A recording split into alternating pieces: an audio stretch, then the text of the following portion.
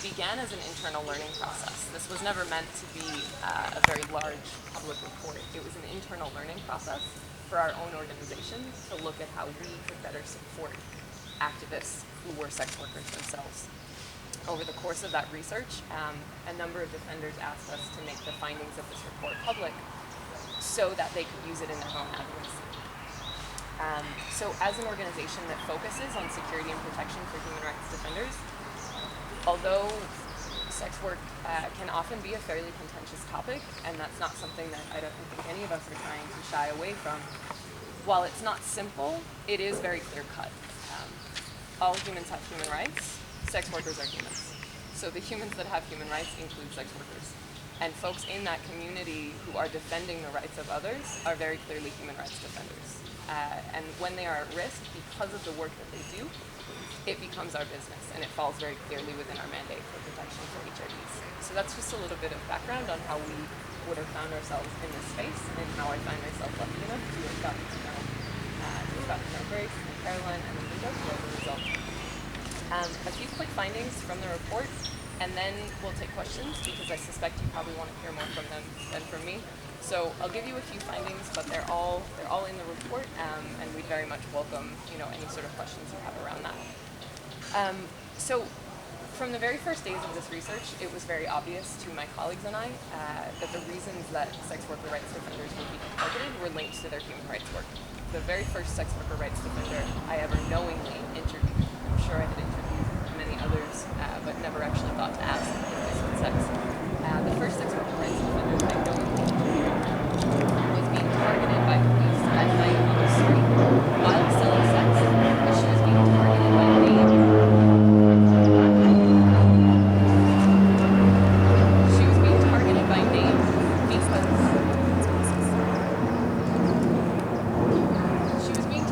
because police recognized her from her activism that she was doing during the day. They recognized her face, they recognized her voice, they recognized the way that she dressed. They said, "You're the one who leads the protests. You're the one who organizes the sit-ins outside of City Hall. You're the one who organizes sex workers to pool their money and pay for health care. You're the one who's organizing for housing," basically creating trouble that we don't want. And so they would wait until she was selling sex on the street at night and then target her, using her existing vulnerability as a sex worker to punish her, not for selling sex, but for being an activist, for being a women's rights activist, for being a transgender rights activist, for being a housing activist, an urban justice activist.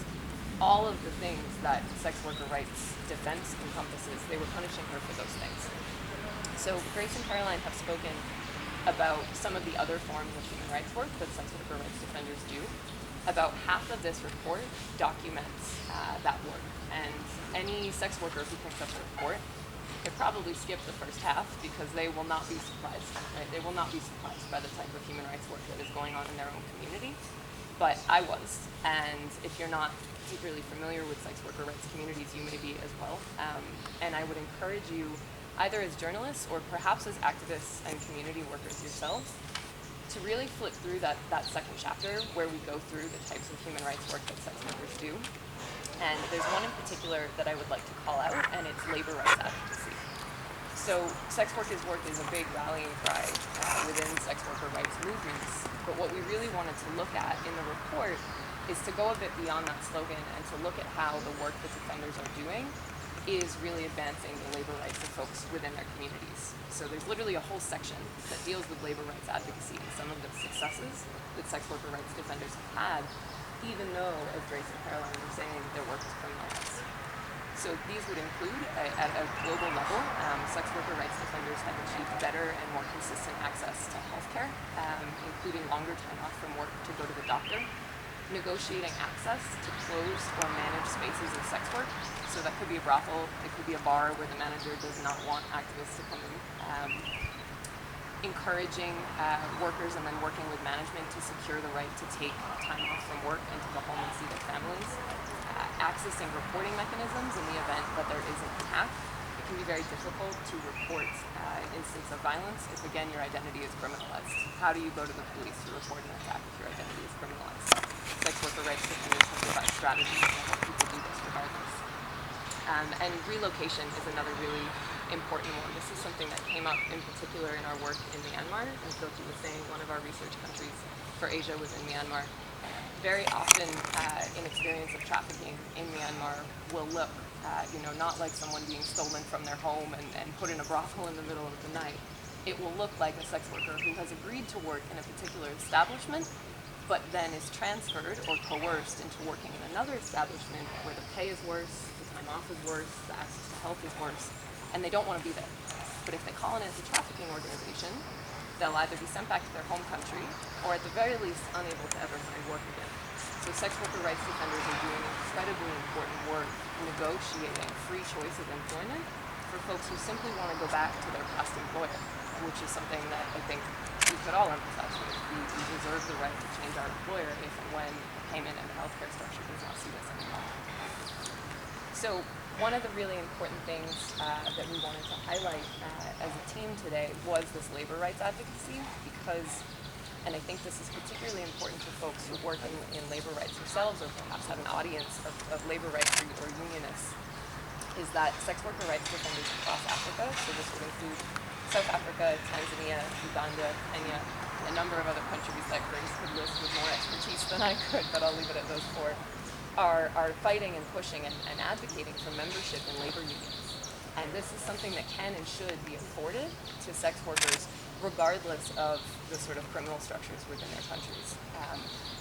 And so solidarity from labor rights defenders in other sectors, including from journalists, could really go a long way towards advancing that and to helping unionize and better advocate in a collective role. The similarities that you will see in the labor rights section, I think, again, some of them were surprising to me. I can own that, and I think that they might be surprising to other folks as well. And additionally, the similarities in the ways that sex worker rights defenders are punished for their labor rights activism are also really interestingly similar to other investigations that we have done into attacks against labor rights activists.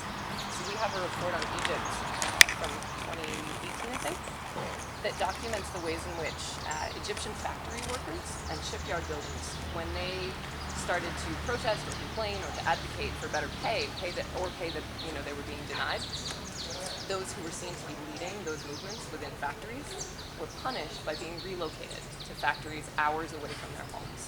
So they were taken away from their families, taken away from their kids, as punishment for unionizing, basically, as punishment for organizing in the factory. We have a number of cases in this report where sex worker rights defenders, like I was telling you about those who are targeted on the street, for example, are threatened by police to leave the town that they're working in, or to leave the state that they're working in, because they have become too vocal as activists, putting sex workers in this impossible position of having to either quiet down their activism and feel like they're abandoning the community, or be looking at some sex workers else. So now they're being an activist in one town, a sex worker in another town. And it's just another form of sort of geographically punishing folks for the activism that they do. So as an organization that really focuses on investigating attacks on human rights defenders, to us these linkages become quite clear. And I would really encourage folks to kind of flip through and look at the ways in which they are quite similar to attacks on other sorts of defenders you might be more familiar with reporting on. One more thing to reiterate, as Caroline was saying, having done this for 4 years, and having done this for 100 pages, and having done this for 400 interviews, I can assure you that the stories that sex worker rights defenders have are so much better than anything else a journalist who wants to sensationalize a story could come up with on your own. I assure you that the stories that these women have are better and more interesting, not to mention factual. And if reporting on sex worker rights or violations against sex workers is something that is interesting to you, these are the folks to come to. They have media strategies, they have media contact people, just like every other human rights organization in Kenya, and I would really encourage you to get to know them, to respect their strategies, but also to get to know them. I'm going to leave it there, but again, we would welcome your questions about the work of sex worker rights defenders and injustice that they face. And I would just like to again thank you for having me, for coming, and to the Africa Sex Worker Alliance and the Kenya Sex Worker Alliance for being chosen to host it. We'll take questions, yes? Please state your name and your media house so that we have that information.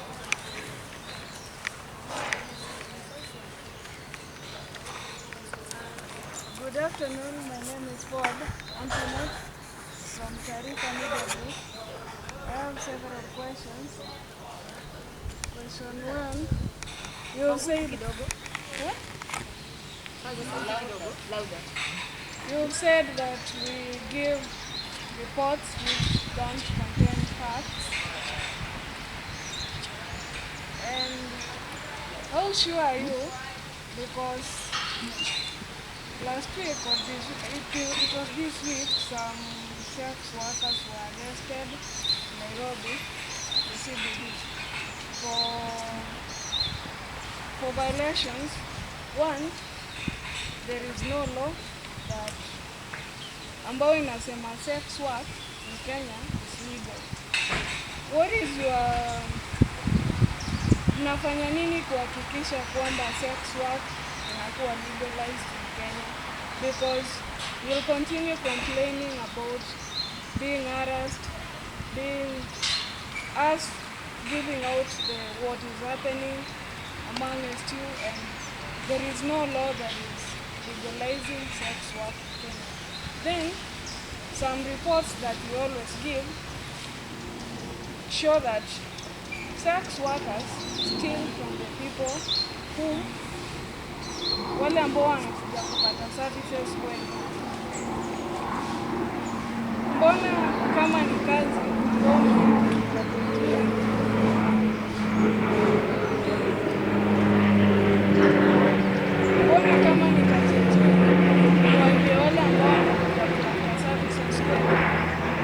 then the last thing is about morality.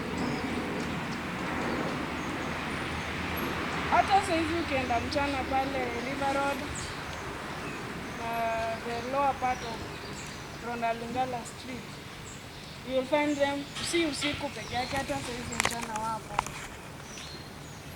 And the way they display themselves is not good, and I think that is what hiyo ndo kitu ambao inafanya mshikwe. Kwa nini msifanye in a more organized way? Those are my questions. We can take like 3, alafu tujibu, alafu 3 sawa. Jina na media house yako? My name is Akidi and I'm a freelancer. Ati? I'm a KD as a freelancer. I have just how many sex workers have we lost so far from the report? Second question, I would like to understand how much is government generating, how much are you generating in terms of GDP from your report? Well, it's a business, how much are you generating? Lastly, how many, in terms of numbers, how many?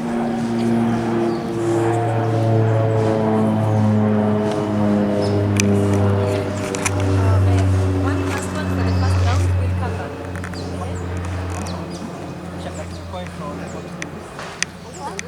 Hot news. Yeah.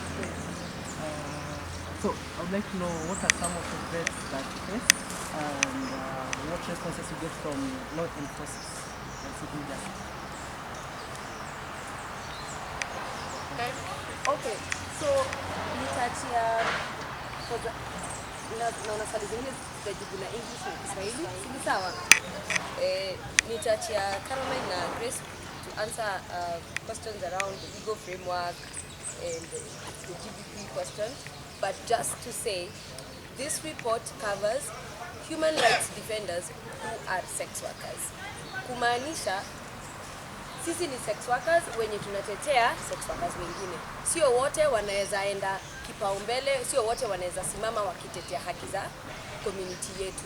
Lakini kuna sisi ambao tumeamua kupaza sauti kuongea zile mashida zenye tunapitia. Hiyo ni sawa kuanzia hapo. Kwa hivyo hii ripoti yetu haiwezi ikakuambia ni pesa ngapi tumegenerate, haiko katika hii report. Lengo ya hii press conference ni kulaunch hii report yenye inaongea kuhusu zile changamoto, zile shida na kuhatarishwa kulingana na kazi ambayo wanafanya wakati wanatetea haki za binadamu za wale watu ambao wanahusika katika sex work.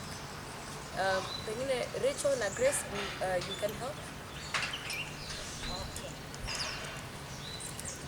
So, I'll start with Tarifa. The question about the factual report. Already now you've just told us sex workers were arrested in Nairobi. Which day and how many were arrested? You don't have facts because you were not in those streets when the sex workers were arrested.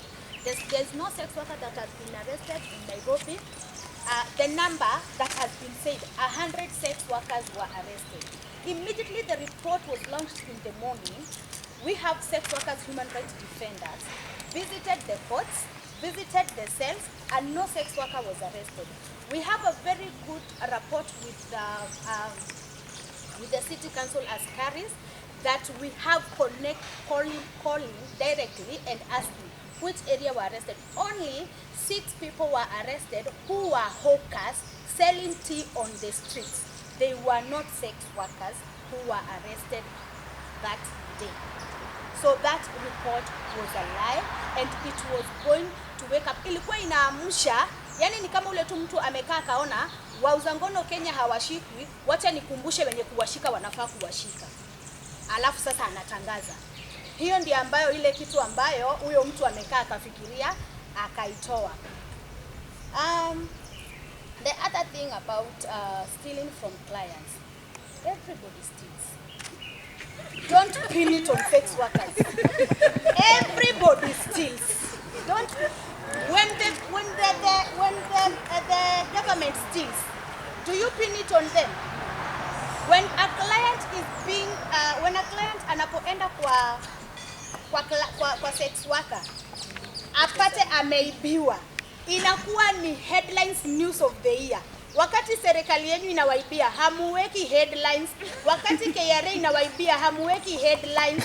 Everybody steals. Wewe mahali penye umekaa, usiniambie hujaiba kitu yeyote. Everybody steals. So there are no sex workers who are thieves. Sex work is work, and we respect that sex workers are doing their work to bring a bread on their table. Thank you for that. In the part of the morality part. Madam, hold on. So on that point. Wacha tujibu hizi maswali, alafu utauliza yako baadaye. Tafadhali. Utauliza yako baadaye. On the morality part, ambayo unasema ya kuwa ati sex workers wanafanya kazi mchana hadharani, hata si usiku tu peke yake. We live in a 24 hours Kenyan economy that we can work during day and night, and sex work being work, a sex worker is allowed to work during the day if the work that she's doing does not offend the other person na haijafungia biashara ya huyo mtu mwingine ambaye yuko hapo kando. Kwa hivyo anaruhusiwa kufanya kazi usiku na mchana kwa sababu economy yetu ni 24 hours economy. Na kwa sasa hivi ambapo tunapoongea, we have empowered sex workers in this country, that sex workers are not working where they can block other people's businesses. Okay, so I also want to highlight the issue of stealing. When it comes to stealing, one, if you steal, you're a thief, you're not a sex worker. That is one. And also, there are many times where sex workers, clients have stolen from us. You go with a client, you have already made your money from other clients, you have your money hidden, and then the client steals from you. Those are not thieves.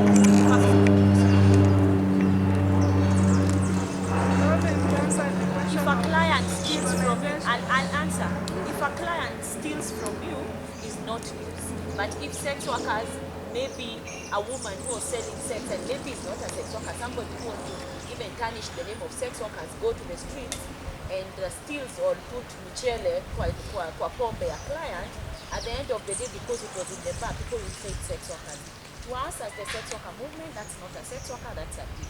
If you you've stolen, be taken to the police and let legal redress. Take